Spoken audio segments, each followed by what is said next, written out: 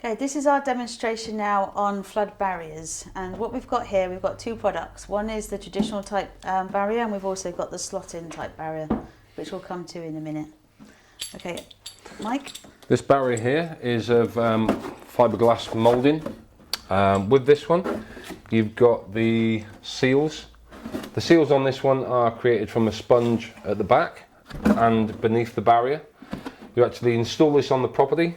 And it's got a frame that you actually connect it into, and these actually slot in through the gaps and screw into the frame actually on the property already.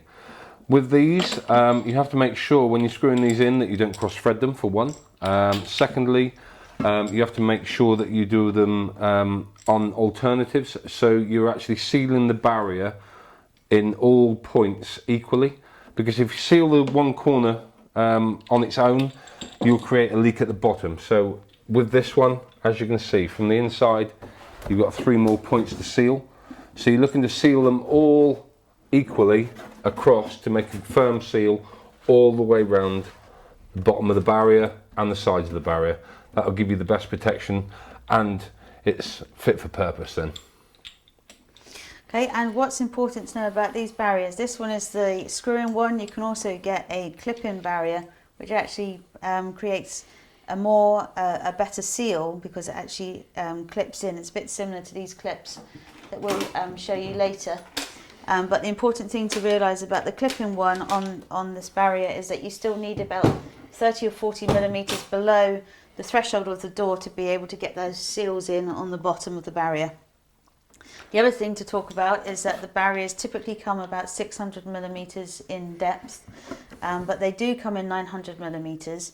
But what we have to make sure is that anything over 600 millimetres, you tend to need to have a structural engineer to make sure that you actually ensure that the height differential between the flood depth outside and zero depth inside the property, that you don't actually create structural issues on the property itself.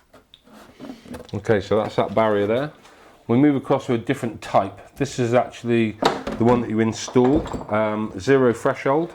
You actually can see by this one that the frame sits in the actual recess of the property. With this one, this is a good one because you can have this one for disabled access. So as it is at the moment, this will stay in situ. Obviously the distance of the door varies on between 900 and 1500 depending on the disabled access. You get the different insets on this one. This is just one. So this is a disabled access, so wheelchair access. You just drop it in, and then that gives you free run through the property without the issues with the disabled access.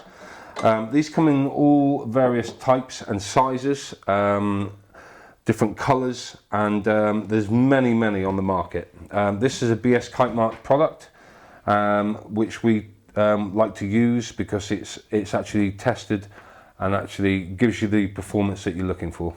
With these, you've got these separate panels. These panels come in various heights, sizes and widths.